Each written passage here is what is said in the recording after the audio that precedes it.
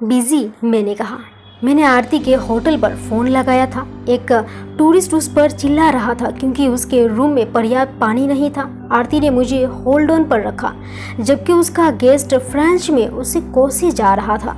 मैं बाद में लगाता हूँ, मैंने कहा। इट्स फाइन, हाउसकीपिंग वाले उनकी प्रॉब्लम दूर कर देंगे। मेरे तो कान बजने लगे हैं। आरती ने शोरगुल से तंग आकर कहा, एक दिन तुम्हारा अपना कॉलेज होगा जब तुम्हें यह सब करने की जरूरत नहीं होगी। इट्स ओके गोपाल, मुझे अपना काम पसंद है, बस कभी कभी हमारा सामना अजीबोगरीब लोगों से हो जाता है। खैर, क्या चल रहा है? डिनर कैसा रहा? बोरिंग। जब लगातार 5वीं बार मुझे बताया गया कि पार्टी के लिए प्रधान परिवार को क्या करना चाहिए तो मुझे तो टेबल पर ही झपकी आ गई। टिकट वाले मामले में कोई नतीजा निकला? ये राजनीति है डायरेक्टर सर, इसमें चीजें इतनी जल्दी तय नहीं होती। वैसे भी चुनाव अगले साल है। बाय कहते समय तुमने कुछ कहा था, मैंने कहा। मैं लगभग उसकी मुस्कुराहट सुन सकता था। क्या मैंने कुछ कहा था? उसने कहा, तुम्हारे हस्बैंड के विधायक बनने के बारे में कुछ हो सकता है। क्यों? उसने कहा। उसकी आवाज में बच्चों सा चुलबुलापन था। मैं सोच रहा था कि क्या मैं अप्लाई कर सकता हूँ, मैंने कहा। हस्बैंड की पोस्ट के लिए या एमएलए की पोस्ट के लिए? उसने कहा, पता नहीं, जिसकी वेट लिस्ट ज्यादा छोटी हो उसके लिए, मैंने कहा। वो हंस पड़े। हस्बैंड वाली पोस्ट के लिए तो क्यों जरा लंबी है, उसने कहा। मुझे क्यों जंप करना आता है, मैंने कहा। हाँ वो तो है, उसने कहा। ओके, बाद में बात करें। एक और टूरिस्ट गेस्ट आया है, मैं जल्दी ही राघव से मिलने जाऊंगा। मैंने उससे बात करना बंद कर दिया है, उसने कहा। उसने मेरे राघव से मिलने का विरोध नहीं किया। मैंने उसकी रजामंदी मान लिया जानबूझकर। हाँ, हमारी कुछ कहासुनी हुई थी। नॉर्मली सुलह के लिए मैं पहल करती हूँ, लेकिन इस बार मैंने कोशिश नहीं की। गुड, मैंने कहा। तो तुम्हारे नए टूरिस्ट क्या कर रहे हैं? एक जापानी टूरिस्ट है, लेकिन जापानी लोग विनम्र होते हैं। वो तब तक इंतजार करती रहेगी जब तक मैं अपने बात नहीं पूरी कर लेती। उसे कह दो कि तुम फोन पर अपने हस्बैंड से बतिया रही हो। Shut up boy. बाय, मैंने कहा और फोन को किस कर लिया। मैंने फिर अपनी डेस्क में रखा कैलेंडर खोला और अगले शुक्रवार को मार्क कर दिया। इसी दिन मुझे राघव से मिलना था। मैंने अपने गर्दन, कंखोरियों और दोनों कलाइयों पर गुच्ची परफ्यूम को 5 बार स्प्रे किया। मैंने इस मौके के लिए एक नए ब्लैक शर्ट और एक कस्टम मेड सूट पहना था। फिर मैंने रेबन के सनग्लासेस पहन लिए और आईने में अपनी सूरत देखी। सनग्लासेस गैर जरूरी नजर आ रहे थे, इसीलिए मैंने उन्हें उतार कर अपने शर्ट की जेब में रख लिया। डीन सर मुझे फर्स्ट टर्म में स्टूडेंट्स की एक एकेडमिक परफॉर्मेंस रिपोर्ट कार्ड दिखाकर बोर करने वाले थे। वैसे भी मुझे बाहर जाने के लिए किसी बहाने की दरकार थी। All the best. कोशिश करना कि उसे हर्ट ना करो। आरती ने मुझे ये मैसेज किया था। मैंने उसे भरोसा दिलाया कि मैं सिचुएशन को अच्छी तरह हैंडल करूंगा। वो अपनी ओर से राघव को ये मैसेज कर चुकी थी कि हमें बात करनी चाहिए, जिस पर राघव ने ये जवाब दिया था कि बातें करने के लिए ये ठीक समय नहीं है। ये ठीक वैसा ही व्यवहार था जिसके कारण वो पहले से ही राघव से नाराज थी। मैंने अपने ड्राइवर से नेदाशर रोड चलने को कहा, जहां राघव का वर्क प्लेस था। ऑटो रिपेयर शॉप्स की भीड़ में रिवॉल्यूशन 2020 के ऑफिस को बड़ी आसानी से नजरअंदाज किया जा सकता था। राघव ने एक गैरेज रेंट पर ले रखा था। ऑफिस में 3 एरियाज थे। भीतर प्रिंटिंग प्रेस थी, बीच में उसका क्यूबकॉल था और एंट्रेंस पर स्टाफ और विजिटर्स के लिए एक कॉमन एरिया था। मे आई हेल्प यू? एक टीनेजर लड़के ने मुझसे पूछा। मैं राघव से मिलने आया हूँ, मैंने कहा। वे कुछ लोगों के साथ हैं, लड़के ने कहा। क्या काम है? राघव के ऑफिस में एक ग्लास पार्टीशन भी था। वो अपने डेस्क पर बैठा था। उसके सामने पगड़ी बांधे एक देहाती और एक दुबला पतला सा लड़का बैठा था। दोनों बाप बेटे गरीब बेसहारा नजर आ रहे थे। राघव दोनों की बातों को ध्यान से सुन रहा था। उसकी कोहनियां डेस्क पर टिकी थी। इट्स पर्सनल, मैंने उस टीनेजर लड़के से कहा। क्या उन्हें आपकी आने के बारे में पता है? नहीं, लेकिन वे मुझे अच्छी तरह से जानता है, मैंने कहा। तभी राघव ने मुझे देख लिया और वो अपने केबिन से बाहर निकल आया। गोपाल, राघव ने कहा। वह हैरान नजर आ रहा था। अगर वो मुझसे अपसेट भी था तो उसने ये जाहिर नहीं होने दिया। राघव ने एक टी शर्ट पहन रखी थी जिस पर उसके अखबार का लोगो था। नीचे उसने एक पुरानी जीन्स पहन रखी थी। वो मुश्किल दौर से गुजर रहा था, लेकिन उसे देखकर इसका अंदाजा लगा पाना कठिन था। क्या हम बात कर सकते हैं? मैंने कहा। क्या हुआ? राघव ने कहा। तुम्हें एमएलए शुक्ला ने भेजा है? नहीं, मैंने कहा, एक्चुअली पर्सनल बात है। तुम मुझे 10 मिनट का समय दे सकते हो? मैंने कहा। मुझे ज्यादा लंबी बात नहीं करनी है, मैंने कहा। आई एम रियली सॉरी, लेकिन ये लोग मुझसे मिलने के लिए 100 किलोमीटर दूर से आए हैं। उनके साथ बहुत बुरा हुआ है। मैं गया और आया। मैंने उसके ऑफिस पर नजर दौड़ाई। अब वो देहाती बच्चा अपने पिता की गोद में बैठ गया था। वो बीमार लग रहा था। ठीक है, मैंने कहा और समय देखा। थैंक्स, अंकित तुम्हारी देखभाल करेगा, उसने कहा। टीनेजर लड़का मुझे देखकर मुस्कुराया। राघव भीतर चला गया। प्लीज बैठ जाइए, अंकित ने खाली कुर्सियों की ओर इशारा करते हुए कहा। मैं एक कुर्सी पर बैठ गया। समय काटने के लिए मैं अंकित से बतियाने लगा। यहाँ और कोई नहीं है, मैंने कहा। यहाँ 2 और स्टाफ मेंबर्स थे, अंकित ने कहा, लेकिन यहाँ तोड़फोड़ होने के बाद वे चले गए। उनके पेरेंट्स को लगा कि ये जगह उनके लिए सुरक्षित नहीं है। फिर सैलरी भी तो नहीं मिल रही थी। तो तुमने काम क्यों नहीं छोड़ा? मैंने कहा। अंकित अपना सिर हिलाया। मैं राघव सर के साथ काम करना चाहता था, उसने कहा। क्यों? मैंने कहा। क्योंकि वे बहुत अच्छे इंसान हैं, अंकित ने कहा। मैं मुस्कुरा दिया, जबकि उसके शब्दों से मुझे भीतर तक ठेस पहुंची थी। ऑफिस तो इतना बुरा नजर नहीं आ रहा है, मैंने कहा। हमने इसकी सफाई की है। हालांकि हमारी प्रेस टूट चुकी है। हमारे पास कंप्यूटर भी नहीं है। तुम लोगों ने बहुत बड़ी स्टोरी की थी, मैंने कहा। तुम लोगों के ही कारण विधायक को इस्तीफा देना पड़ा। अंकित ने मेरी ओर देखा। मीडिया हमारी खबर को ले उड़ा क्योंकि तब उन्हें उसकी जरूरत थी, लेकिन हमारी परवाह कौन करता है? फिर अभी तुम लोग कैसे काम कर रहे हो? मैंने पूछा। अंकित ने डेस्क की एक दराज खोली। उसने कागज की एक बड़ी शीट निकाली जिस पर हाथ से कुछ लिखा हुआ था। ये आर्टिकल सर लिखते हैं, मैं मैट्रिमोनियल्स लिखता हूँ। हम इनकी फोटोकॉपी करते हैं और जितने हो सकती है उतनी बांटते हैं। कितनी? मैंने पूछा। 400 कॉपियाँ। वे हाथ से लिखी और फोटोकॉपी की हुई होती है। जाहिर है बहुत से लोग पेपर के इस रूप को पसंद नहीं करते। मैंने A3 शीट पर नजर दौड़ाई। राघव ने वाराणसी के राशन की दुकान में हो रही कालाबाजारी पर आर्टिकल्स लिखे थे। उसने हाथ से ही एक टेबल भी बनाई थी जिसमें बताया गया था कि असल कीमतें क्या है, कालाबाजारी की कीमतें क्या है और इसके चलते दुकानदार कितना पैसा कमा रहे हैं। मैंने पन्ना पलटाया। उस पर लगभग 50 मैट्रिमोनियल्स थे। सभी सदे हुए हाथ से लिखे गए थे। 400 कॉपियाँ। इतना कम सर्कुलेशन के बाद तुम्हें विज्ञापन कैसे मिल पाते होंगे? अंकित ने कंधे उचका दिए और कोई जवाब नहीं दिया। मुझे फोटोकॉपी शॉप पर जाना है। यदि आपको अकेले बैठकर इंतजार करना पड़े तो एतराज तो ना होगा। No problem, I will fine, मैंने आराम से बैठते हुए कहा। मैंने अपना फोन देखा। आरती का एक मैसेज आया था, तुम जो भी करो उसके साथ अच्छे से पेश आना। मैंने फोन फिर अपने जेब में रख लिया। मुझे सूट में गर्मी लग रही थी। मुझे एहसास हुआ कि फैन नहीं चल रहा था। फैन की स्विच कहाँ है? मैंने अंकित से पूछा। बिजली नहीं है, सॉरी, उन लोगों ने कनेक्शन भी काट दिया था, अंकित ने बाहर जाते हुए कहा। मैंने अपनी जैकेट निकाली और शर्ट के ऊपर के 2 बटन खोल दिए। मैंने सोचा कि इस जगह इंतजार करने से तो बेहतर है कि मैं अपनी कार में बैठकर वेट करूं, लेकिन अब ड्राइवर को वापस बुलाना बहुत पेचीदा होता। मैं एयर कंडीशन माहौल का जरूरत से ज्यादा आदी हो चुका था। इस गर्म कमरे ने मुझे बाबा के साथ बिताए अपने शुरुआती दिनों की याद दिला दी। पता नहीं क्यों, लेकिन दूसरे कमरे में अपने पिता की गोद में सो रहा बच्चा भी मुझे बाबा और अपनी याद दिला रहा था। मैंने अपनी आंख के कोने से फिर भीतर देखा। किसान की आंखों से आंसू बह रहे थे। मैं उसकी बात सुनने के लिए झुका। मैं अपना एक बच्चा और बीवी को गवा चुका हूँ। मैं नहीं चाहता कि अपने परिवार के किसी और सदस्य को गवाऊं। अब बस मेरे परिवार में ये बच्चा ही रह गया है। वह हाथ जोड़कर कह रहा था, बिन्यूष जी, मैं आपकी बात समझ सकता हूँ, राघव ने कहा। मेरे पेपर में दिमनापुर प्लांट घोटाले के बारे में बड़ी खबर छपी थी। उसी वजह से उन लोगों ने मेरा ऑफिस भी तहस नहस कर दिया। लेकिन आप आकर मेरे गांव रोशनपुर के हालात देखिए। हर तरफ गंदगी मची हुई है। गांव के आधे बच्चे बीमार पड़ चुके हैं। 6 की पहले ही मौत हो चुकी है।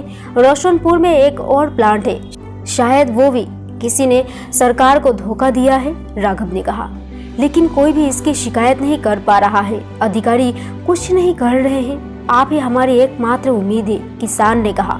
उसने अपनी पगड़ी उतारी और राघव के डेस्क पर रख दी। ये आप क्या कर रहे हैं विनुष जी? राघव ने उस लाचार आदमी को उसकी पगड़ी लौटाते हुए कहा। मेरी कोई हैसियत नहीं है, मेरा अखबार बंद होने वाला है। हम हाथ से लिखी चंद कॉपियां बांटते हैं, जिनमें से अधिकतर तो रद्दी की टोकरी में चली जाती है। मैंने अपने बेटे से कहा था कि आप इस शहर में सबसे बहादुर और सबसे ईमानदार आदमी हैं, विनुष ने कहा। उसकी आवाज़ कांप रही थी। राघव निराशा से मुस्कुरा दिया। लेकिन उससे क्या फर्क पड़ता है, उसने कहा। कम से कम सरकार ही हमारे बच्चे के लिए डॉक्टर से भिजवा देती। हमें इससे कोई फर्क नहीं पड़ता कि दोषियों को सजा मिलती है या नहीं, उसने कहा।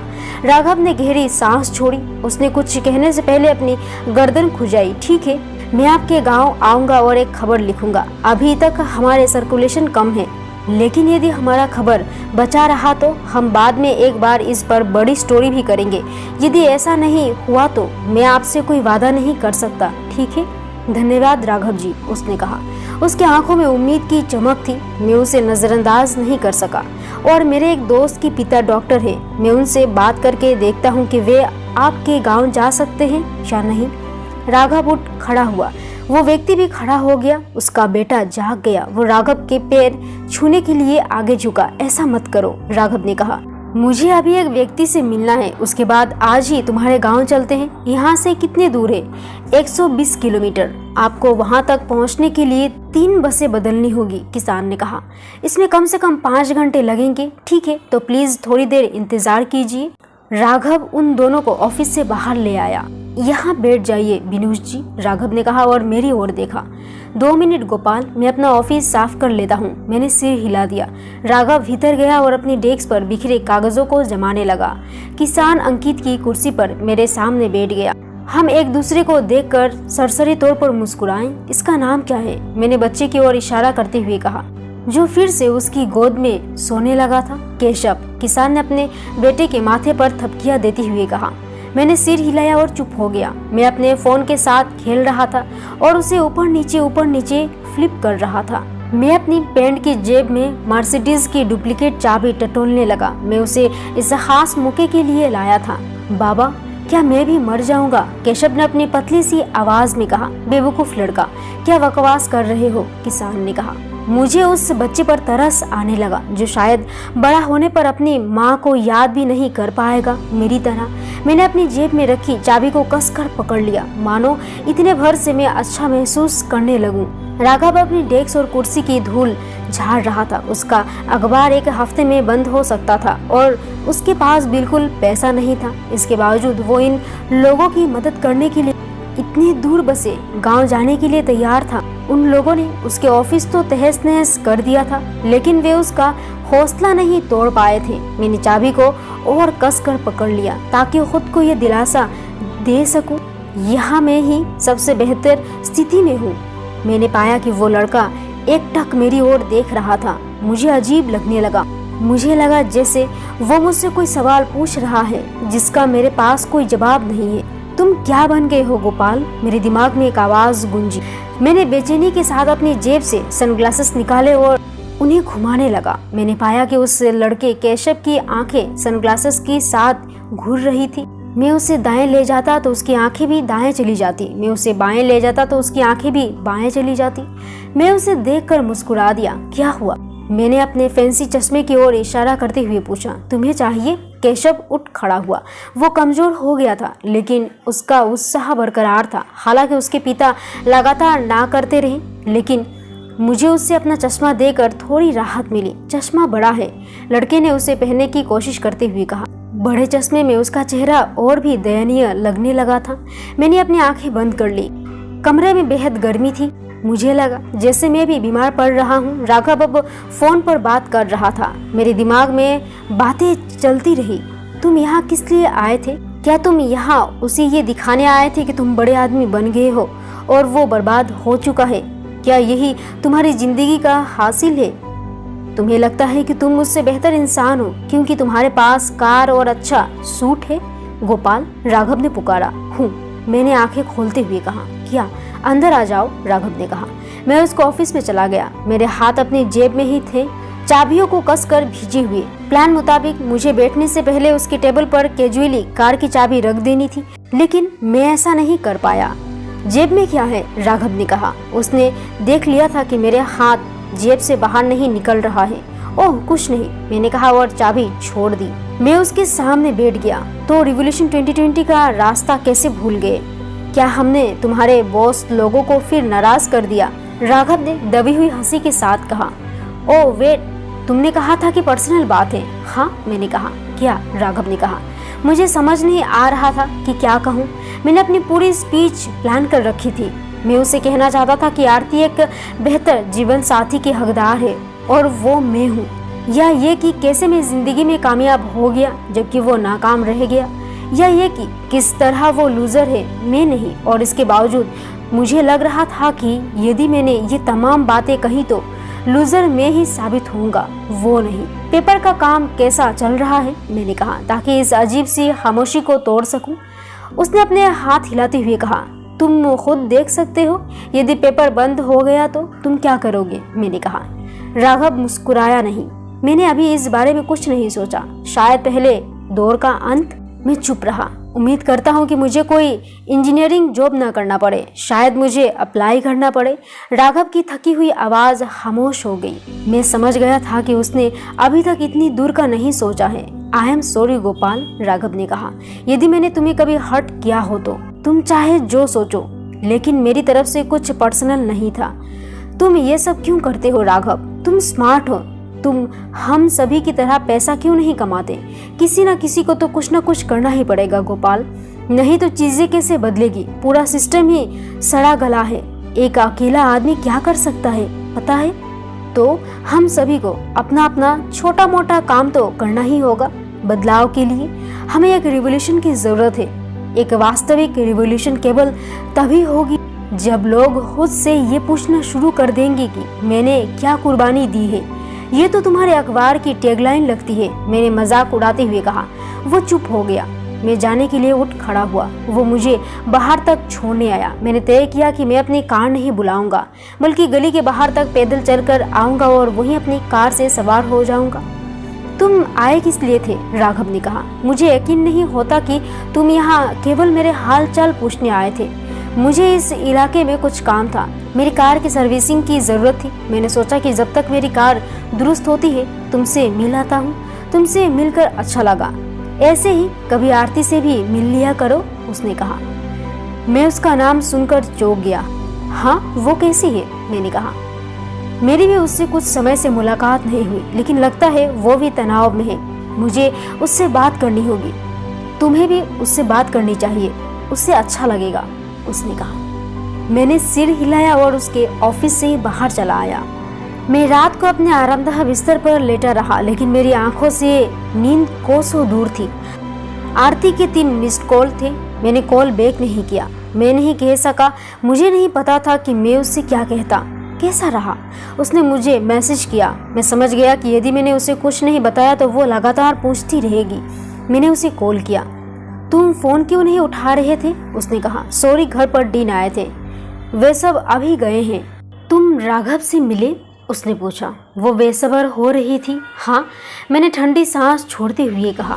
तो उसके ऑफिस में बहुत सारे लोग थे, मैं उससे उस बारे में बात नहीं कर पाया, मैंने कहा।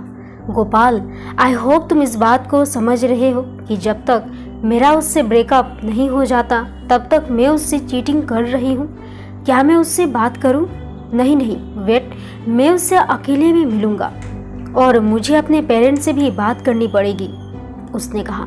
किस बारे में? अगले हफ्ते एक के बाद एक 3 लड़के वाले मुझे देखने आ रहे हैं। सभी राजनीतिक परिवारों से हैं। क्या तुम्हारे पेरेंट्स अपने होशो आवाज गवा बैठे हैं? मैं बिफर गया। जब बात बेटियों की आती है तो वाकई भारतीय पेरेंट्स अपने होशो आवाज गवा बैठते हैं, उसने कहा। मैं उन्हें टाल सकती हूँ, लेकिन ज्यादा समय तक नहीं। ठीक है, मैं कुछ करता हूँ, मैंने कहा। मैंने 2 तकिए अपने पास खींच लिए। देखो, सेक्स के बाद यही होता है, भूमिकाएं बदल जाती है। अब लड़की को लड़के का पीछा करना पड़ता है। ऐसी कोई बात नहीं है आरती, मुझे 2 दिन का समय दो, ओके? नहीं तो मैं खुद राघव से बात कर लूंगी।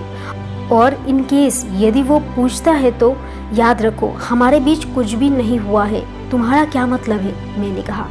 मैंने उसे धोखा नहीं दिया, हमने एक दूसरे का साथ चुना है।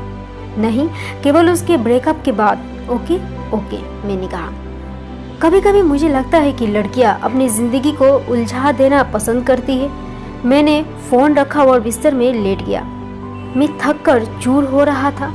अंतिम संस्कार के लिए पहने जाने वाले झक सफेद कपड़ों के कारण मेरी आंखें चौंधियाने लगी। मैंने उन लोगों के चेहरे देखे। मैं उनमें से किसी को पहचान ना पाया। ये किसकी शव यात्रा है? मैंने अपने पास खड़े एक आदमी से पूछा। हम घाट पर खड़े थे। मैंने देखा कि लाश छोटे आकार की लग रही थी। वो उसे सीधे गंगा में प्रवाहित करने के लिए ले गई। वे उसका दाह संस्कार क्यों नहीं कर रहे हैं? मैंने पूछा, और पूछते ही मैं समझ गया क्यों। वो किसी बच्चे की लाश थी। मैं लाश के करीब गया और उसकी चादर हटाई। वो एक छोटा बच्चा था, सनग्लासेस पहने हुए। इसे किसने मारा? मैं चिल्लाया, लेकिन ऐसा लग रहा था जैसे शब्द मेरे हलक से निकलने को तैयार ना हो। मैं चीखता हुआ जागा। मुझे ऊपर अपने बेडरूम की सफ़ेद सीलिंग नजर आ रही थी। कमरे में तेज रोशनी थी क्योंकि मैं बत्तियां बुझाना भूल गया था। रात के 3 बज रहे थे। केवल एक बुरा सपना था, मैंने खुद से कहा। मैं बिस्तर में करवटें बदलता रहा, लेकिन फिर मुझे नींद नहीं आई। मैंने राघव के बारे में सोचा।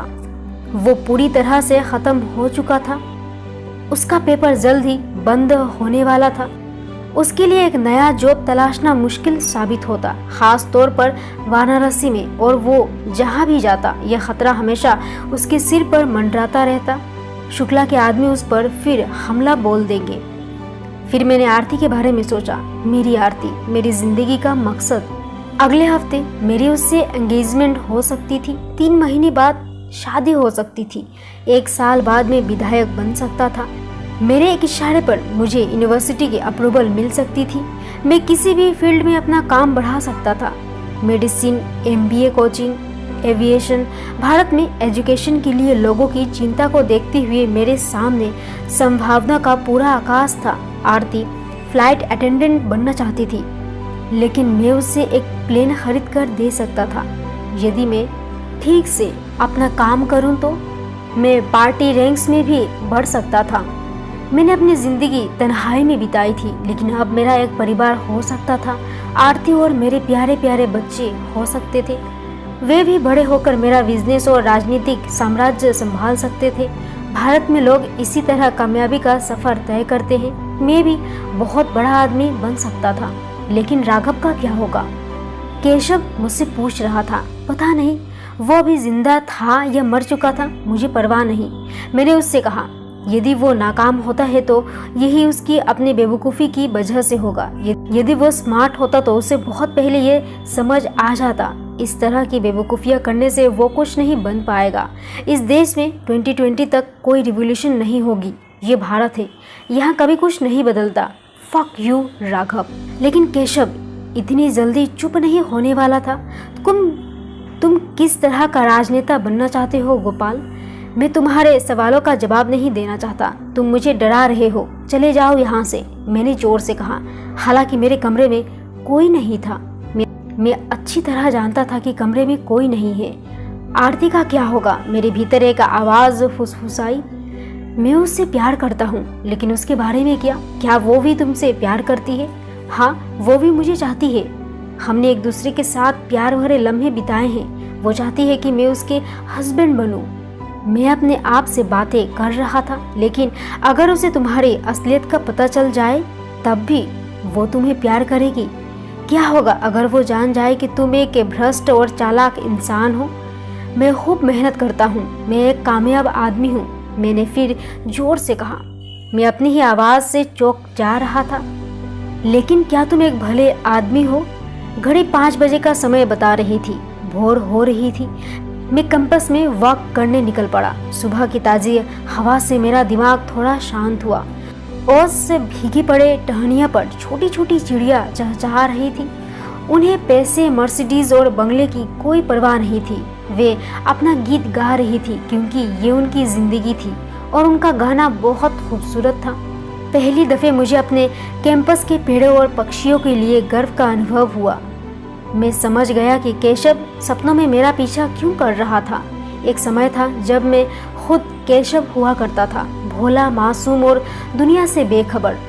लेकिन जिंदगी के थपेड़ों से मेरा सामना हुआ तो मैंने अपने भीतर के केशव को मार डाला, क्योंकि दुनिया के मन में मासूमियत की कोई कद्र नहीं थी। तो फिर मैंने कल राघव को कुचल देने का मौका क्यों गवा दिया? शायद मेरे भीतर का केशव अब भी पूरी तरह से मरा नहीं है, मैंने खुद से कहा। शायद हमारे भीतर का वो भोला भाला मासूमियत भरा हिस्सा कभी मरता नहीं है, बस हम ही कुछ वक्त के लिए उसे भूल जाते हैं।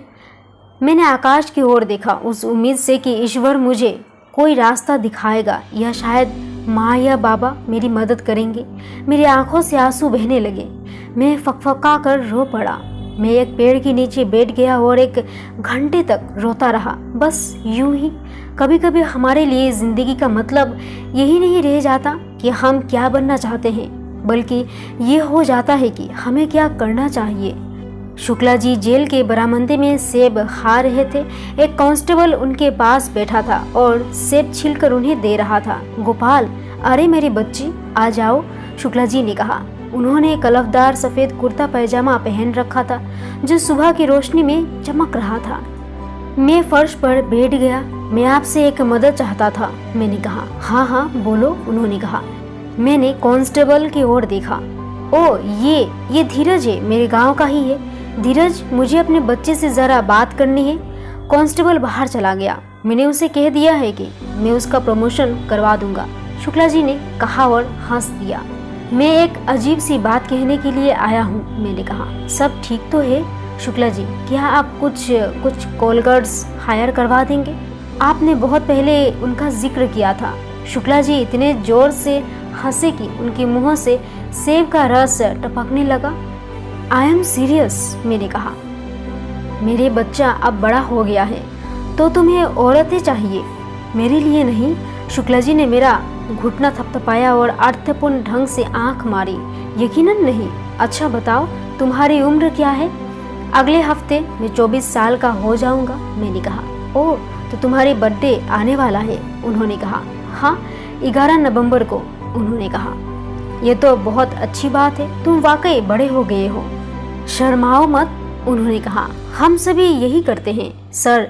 ये इंस्पेक्टर के लिए है। अगले हफ्ते उनकी हमारे यहाँ विजिट है, मैंने कहा। मैं अपनी फीस बढ़वाना चाहता हूँ। फैसला उनके हाथों में है। उनकी तोड़ियाँ चढ़ गई। उनके लिए लिफाफे काफ़ी नहीं होंगे। ये वाला इंस्पेक्टर औरतों का शौकीन है। मुझे कानपुर के कुछ दूसरे प्राइवेट कॉलेजों से पता चला है। अच्छा ठीक है, शुक्ला जी ने कहा। उन्होंने अपने पायजामे की एक सीक्रेट पॉकेट से एक सेलफोन निकाला, अपने कॉन्टैक्ट की सूची देखी और मुझे एक नंबर दिया। इसका नाम विनोद है, इसे फ़ोन लगाओ और मेरा नाम लो। उसे बताओ कि तुम क्या चाहते हो, वो काम कर देगा। तुम्हें कब ज़रूरत है? अभी मेरे पास एग्जैक्ट तारीख नहीं है, मैंने कहा और उठने लगा। सुनो, शुक्ला जी ने मेरा हाथ खींचकर मुझे फिर बिठाते हुए कहा, तुम भी मजे लो। शादी के बाद बहुत मुश्किल हो जाती है, उससे पहले ही मौज मस्ती कर लो। मैं अनमने ढंग से मुस्कुरा दिया। डीएम की बेटी से तुम्हारा चक्कर कैसा चल रहा है? बढ़िया, मैंने कहा। मैं इस बारे में उन्हें कम से कम जानकारी देना चाहता था। तुम उसके पेरेंट्स से बात करोगे या उससे प्यार करने का स्वाग रचोगे? मैंने अभी इस बारे में सोचा नहीं है, मैंने कहा। अब मैं चलता हूँ शुक्ला जी, आज अकाउंट्स मीटिंग है। शुक्ला जी समझ गए कि मेरी उनसे बात करने में दिलचस्पी नहीं है। वे मुझे छोड़ने जेल के गेट तक आए। जिंदगी ऐसा मौका बार बार नहीं देता, उन्होंने मुझे विदा करते हुए कहा। हमारे बीच लोहे का एक बड़ा सा दरवाज़ा झनझनाते हुए बंद हो गया। कैलेंडर 10 नवंबर की तारीख दिखा रहा था। 23 साल की उम्र में ये मेरी आखिरी दिन था। मैंने सुबह का वक्त अपनी डेस्क पर बिताया था। स्टूडेंट्स रिप्रेजेंटेटिव मुझसे मिलने आए थे। वे एक कॉलेज फेस्टिवल करवाना चाहते थे। मैं उनसे कहा कि वे चाहें तो फेस्टिवल करवा सकते हैं, वे शर्त वे अपने लिए स्पॉन्सर्स जुटा ले।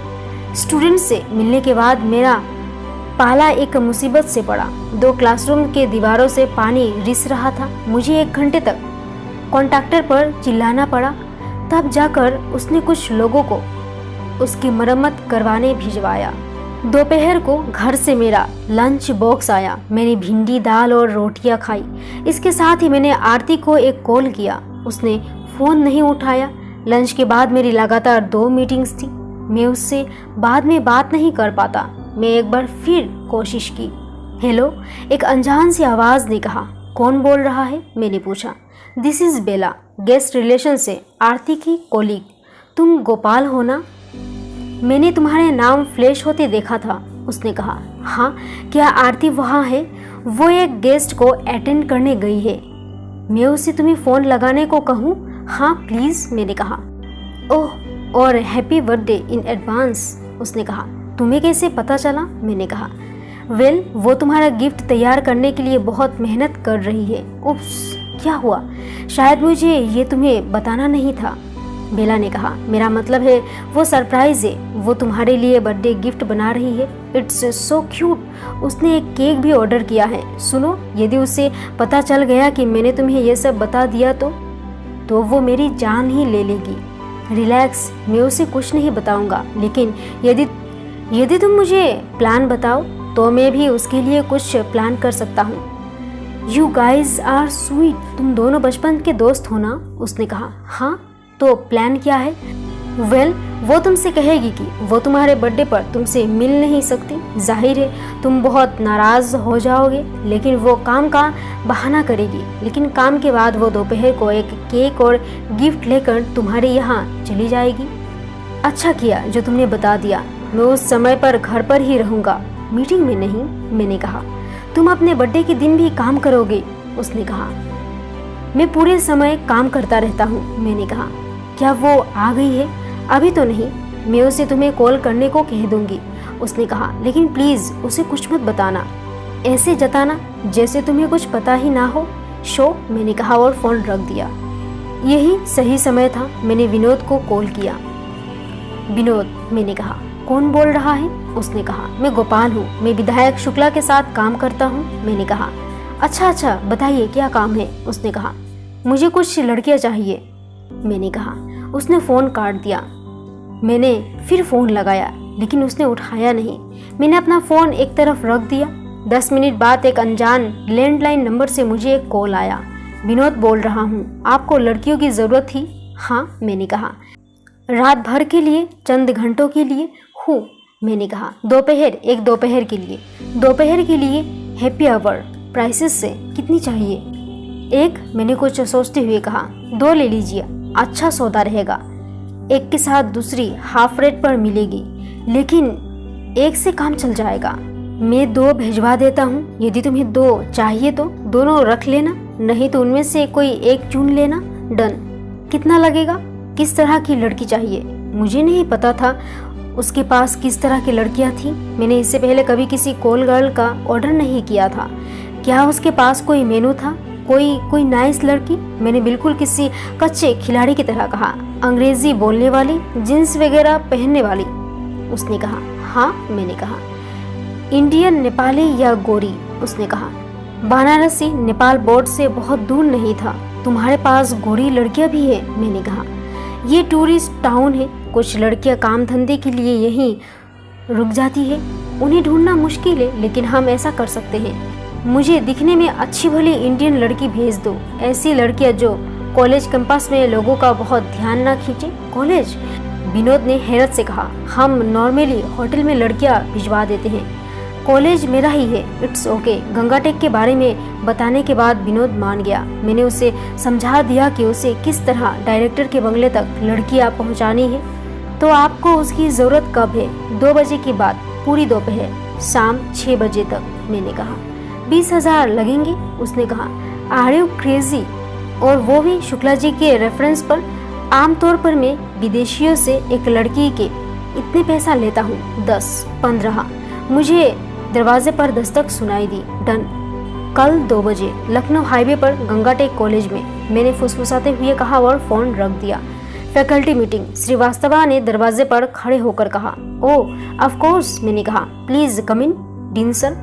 मैंने पियून से कहा कि हमारे 20 फैकल्टी सदस्यों के लिए और कुर्सियां लगवाएं। स्टूडेंट्स ने मुझे बताया कि कल आपका बर्थडे है, डायरेक्टर गोपाल, डीन ने कहा। फैकल्टी को जैसे ऑर्गेज़म हो गया हो। बॉस होना भी बढ़िया होता है। सभी आपको लल्लो चोपी करने को तैयार बैठे रहते हैं। जस्ट अनदर डे, मैंने कहा। लेकिन स्टूडेंट्स आपके लिए केक काटना चाहते हैं। डीन ने कहा, प्लीज़ ऐसा मत कीजिए, मैं ऐसा नहीं कर सकता। मैंने कहा, 200 लोगों के सामने केक काटने का सोचकर ही मैं शर्मिंदा हो गया था। प्लीज़ सर, एक युवा फैकल्टी मेंबर जयंत ने कहा। स्टूडेंट्स आपको बहुत मानते हैं, ये उनके लिए बहुत बड़ी बात होगी। मैं सोचने लगा कि यदि स्टूडेंट को विनोद से हुई मेरी बात के बारे में पता चल जाए, क्या वे तब भी मेरा बहुत सम्मान करेंगे? वे आपके लिए पहले ही 10 किलो के एक केक का ऑर्डर दे चुके हैं सर, श्रीवास्तवा ने कहा। अच्छा, कार्यक्रम जल्दी से निपटा देना, मैंने कहा। बस 10 मिनट लगेंगे। 1 बजे क्लासेस ख़त्म होने के फ़ौरन बाद डीन ने कहा। फैकल्टी मीटिंग शुरू हुई। सभी ने मुझे अपने कोर्स प्रोग्राम के बारे में बताया। अब जल्द से जल्द प्लेसमेंट की तैयारी शुरू कर दो, मैंने कहा। इसके बावजूद कि हमारे पासिंग आउट बैच को अभी 2 साल का समय है। जयंत प्लेसमेंट कोऑर्डिनेटर है, डीन ने कहा। सर, मैंने पहले ही कॉर्पोरेट से मिलना शुरू कर दिया है, जयंत ने कहा। रिस्पॉन्स कैसा है, मैंने पूछा। क्योंकि हम नए हैं इसीलिए अभी थोड़ा मुश्किल होगी। कुछ HR मैनेजर्स ये भी जानना चाह रहे हैं कि उन्हें कितना हिस्सा मिलेगा, जयंत ने कहा। डायरेक्टर गोपाल, जैसे कि आप जानते ही हैं, डीन ने कहना शुरू किया, लेकिन मैंने उन्हें बीच में ही टोक दिया। यदि HR मैनेजर्स हमारे कॉलेज से हायर करते हैं तो उन्हें इसके एवज में अपना हिस्सा चाहिए, करेक्ट, मैंने कहा। जी सर, जयंत ने कहा। प्राइवेट कॉलेज चलाने के हर पहलू से घूसखोरी जुटी हुई थी, तो फिर प्लेसमेंट कैसे बच सकते हैं? लेकिन दूसरे मेंबर्स इस बात से हैरान लग रहे थे। पर्सनल पे आउट, मैकेनिकल इंजीनियरिंग के प्रोफेसर मिसेस अवस्थी ने दम लेते हुए कहा। जयंत ने सिर हिला दिया। लेकिन ये लोग तो बड़ी कंपनियों के मैनेजर्स होंगे, उन्होंने कहा। वे अब भी हैरान थी। मिसेस अवस्थी, ये आपका डिपार्टमेंट नहीं है। बेहतर होगा अगर आप मुझे अपने कोर्सेस अप्लाइड मैकेनिक्स के बारे में बताएं, मैंने कहा।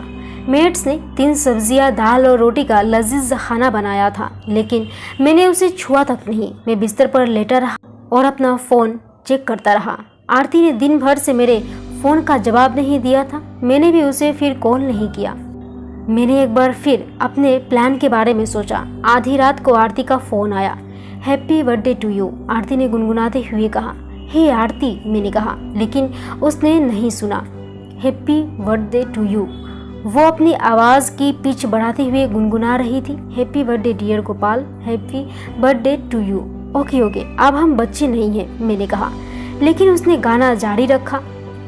Happy birthday to you, you were one in the zoo with monkeys and elephants who all look just like you.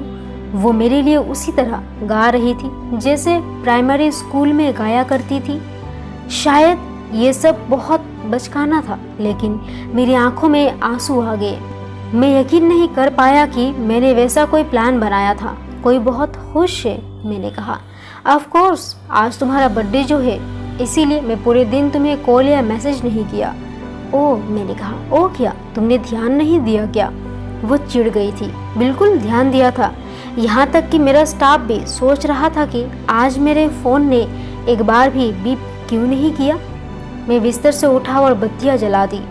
Anyway, मैंने खूब सोचा कि तुम्हें क्या दूं, लेकिन तुम्हारे पास तो सब कुछ है और मैं कुछ सोच ना पाई। ओह दैट्स ओके, मुझे वैसे भी कुछ नहीं चाहिए। शायद जब हम मिले तब मैं तुम्हें कुछ खरीद कर दे सकती हूँ, उसने कहा। हम कब मिल रहे हैं, मैंने कहा। हालांकि बेला मुझे उसके प्लान के बारे में बता चुकी थी। देखो, कल मिलना तो बहुत मुश्किल होगा, मेरी डबल शिफ्ट है। तुम मेरे बर्थडे के दिन मुझसे मिलोगी नहीं, मैंने कहा। क्या करें, उसने कहा। आधा फ्रंट ऑफिस स्टाफ गायब है। सर्दियाँ क्या आई, सभी वायरल फीवर का बहाना बनाने लगे हैं। ओके, मैंने कहा। ये तो कहना ही पड़ेगा कि वो बहुत अच्छी एक्टिंग कर लेती थी। मैं उसकी बात को लगभग सच ही मान बैठा था। हैप्पी बर्थडे अगेन बॉय, उसने कहा। मेरा इनबॉक्स ढेर सारे बर्थडे मैसेजेस से भर गया। ये मैसेज उन अनेक कॉन्ट्रैक्टर्स, इंस्पेक्टर्स और सरकारी अधिकारियों द्वारा किए जा रहे थे जिनकी जेबें मैंने बीते समय में गर्म की थी। आरती के अलावा एकमात्र पर्सनल मैसेज मुझे शुक्ला जी का मिला। उनका फ़ोन आया था। तुम जियो 1000 साल, उन्होंने कहा। शुक्रिया, आपको याद था, मैंने जवाब दिया। तुम मेरे बेटे जैसे हो, उन्होंने कहा। Thank you Shukla ji, and good night, मैंने कहा। मैंने बत्तियां बुझा दी। कल मेरी जिंदगी का अहम दिन था और उससे पहले मैं कुछ देर सो जाना चाहता था। बस बहुत हुआ। 10वें स्टूडेंट द्वारा मुझे केक खिलाए जाने पर मैंने कहा। हम मेन कैंपस बिल्डिंग के एक कमरे में जमा हुए थे। स्टाफ और स्टूडेंट मुझे विश करने आए थे। फैकल्टी ने मुझे गिफ्ट के तौर पर एक टी शर्ट दिया। स्टूडेंट मेरी लंबी उम्र के लिए प्रार्थना गा रहे थे। सर, हम उम्मीद करते हैं कि आपको अगले बर्थडे पर कैंपस में एक मिसेस डायरेक्टर भी होगी, फर्स्ट ईयर के एक चुलबुले से स्टूडेंट ने सभी के सामने कहा, जिसका सभी ने तालियों के साथ स्वागत किया। मैं मुस्कुरा दिया और वक्त देखा, 2 बज गए थे। मैंने सभी को हाथ जोड़कर शुक्रिया कहा। मैं घर जाने के लिए मेन बिल्डिंग से बाहर निकल पड़ा। हैप्पी बर्थडे, आरती का मैसेज आया। तुम कहाँ हो, मैंने पूछा। डबल शिफ्ट अभी शुरू हुई है, उसने जवाब दिया। 2:15 बजे मुझे विनोद का फोन आया। मेरा दिल जोरों से धड़क रहा था। हाय, मैंने नर्वस होते हुए कहा। लड़कियां सफ़ेद टाटा इंडिका में है, वे हाईवे पर है और 5 मिनट में कैंपस पहुंच जाएंगी। मैं गेट पर इन्फॉर्म कर देता हूं, मैंने कहा। तुम कैश दोगे? हाँ। क्या तुम लोग क्रेडिट कार्ड्स लेते हो? मैंने कहा। हाँ, फॉरेनर्स से, लेकिन कैश इज बेस्ट, विनोद ने कहा। मैंने मेट से उनके क्वार्टर में जाने को कहा। साथ ही मैंने उन्हें यह भी कह दिया कि 4 घंटे तक मुझे डिस्टर्ब ना करें। फिर मैंने पोस्ट गार्ड को कॉल किया और उससे कहा कि वो सफ़ेद इंडिका को भीतर आने दे। मैंने उसे ये भी कहा कि यदि कोई और मुझसे मिलने आता है तो मुझे इन्फॉर्म कर दे। जल्दी ही दरवाजे की घंटी बजी। मैंने दरवाज़ा खोला। एक अजीब सी दिखने वाला आदमी मेरे सामने खड़ा था। उसके पीछे 2 लड़कियां थी। उनमें से एक ने एक चीप लिपर्ड प्रिंट टॉप की जीन्स पहन रखी थी, दूसरी ने पर्पल लेस कार्डिगन और ब्राउन पैंट्स पहन रखी थी। मैं उन्हें देखते ही कह सकता था कि ये लड़कियां इन वेस्टर्न कपड़ों में कंफर्टेबल नहीं थी, लेकिन शायद इससे उन्हें अपनी ज़्यादा कीमत मिल जाती थी। आदमी ने चमकदार ब्लू शर्ट और वाइट ट्राउजर्स पहन रखे थे। ये लड़कियां चलेगी? उसने मुझसे पूछा। मैंने लड़कियों की ओर देखा। दोपहर का वक्त देखते हुए उन्होंने ज़रूरत से ज़्यादा मेकअप कर रखा था। खैर, मेरे पास कोई चॉइस नहीं थी। चलेगी, मैंने कहा। मैंने पैसा अपनी जेब में तैयार रखा था। मैंने नोटों का एक बंडल उसे दे दिया। मैं कार में वेट कर रहा हूँ, उसने कहा। कैंपस के बाहर प्लीज, मैंने कहा। वो आदमी चला गया। मैंने लड़कियों को मेरे पीछे आने को कहा। हम भीतर जाकर सोफे पर बैठ गए। मैं रोशनी हूँ, तुम ही क्लाइंट हो, लिपर्ड प्रिंट वाली लड़की ने कहा। दोनों में से वो ज्यादा कॉन्फिडेंट लग रही थी। हाँ, मैंने कहा। हम दोनों के लिए, रोशनी ने पूछा। हाँ, मैंने कहा। रोशनी ने मेरा कंधा पकड़ लिया। स्ट्रॉन्ग मैन, उसने कहा। इसका नाम क्या है, मैंने पूछा। पूजा, पर्पल लेंस वाली लड़की ने मुझे खुद ही कह दिया। ये तुम्हारे असली नाम नहीं है, राइट, मैंने कहा। रोशनी और पूजा, या वे लड़कियां जो खुद को रोशनी या पूजा बता रही है, खिलखिलाकर हंस पड़ी। इट्स ओके, मैंने कहा। रोशनी ने आसपास देखा। तो हम कहाँ रहेंगे? ऊपर बेडरूम में, मैंने कहा। तो चलो, रोशनी ने कहा। वो अपने काम पर बहुत फोकस थी। ऐसे भी क्या जल्दी है, मैंने कहा। पूजा दोनों में से कम बोलती थी, लेकिन रोशनी के इंटरेक्शन का रास्ता देखते समय उसके चेहरे पर मुस्कुराहट चपसा रही थी। लेकिन रुके तो भी किस लिए, रोशनी ने पूछा। मैंने पूरी दोपहर के लिए पैसा दिया है, सही वक्त आने पर हम ऊपर चलेंगे, मैंने कहा। लेकिन हम तब तक क्या करेंगे, रोशनी ने कहा। उसकी आवाज में जरा आक्रामकता थी। बैठो, मैंने कहा। हम टीवी देख सकते हैं, पूजा ने निराह भाव से पूछा। वो स्क्रीन की ओर इशारा कर रही थी। मैंने उसे रिमोट दे दिया। उन्होंने एक लोकल केबल चैनल लगा ली, जिस पर सलमान खान की मैंने प्यार किया चल रही थी। हम चुपचाप बैठकर पिक्चर देखते रहे। हीरोइन ने हीरो से कहा कि फ्रेंडशिप में ना तो सॉरी होता है ना थैंक यू। पता नहीं इस बात का क्या मतलब था। कुछ देर बाद हीरोइन एक गाना गाने लगी और कबूतर से हीरो तक चिट्ठी पहुंचाने का कहने लगी। रोशनी उसके साथ साथ गुनगुनाने लगी। नो सिंगिंग प्लीज, मैंने कहा।